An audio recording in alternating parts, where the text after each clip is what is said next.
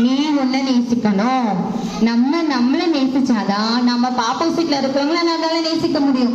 நீ உன்னை கரெக்டா அழகா பர்ஃபெக்டா வச்சுக்காம, அழகா குளிக்காம, நல்லா சாப்பிடாம, நல்லா தலை வராம, ஒரு அகூரமா நம்ம வச்சுக்கிட்டோம்னா ஆப்போசிட்ல இருக்கிற யாரையாவது நம்ம நேசிக்க முடியுமா?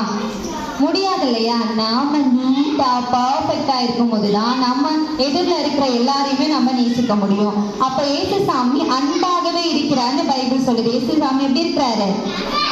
அன்பா இருக்கிறாரு. நம்மளாம் அவருடைய பிள்ளைகள் இல்லையா? நம்ம எல்லாரும் எப்படி இருக்கணும்? அன்பா இருக்கணும். நிறைய பேர் சொல்றாங்க இந்த லவ் பண்ற ஒவ்வொரு லவ்னா தெரியும். லவ்னா என்னது?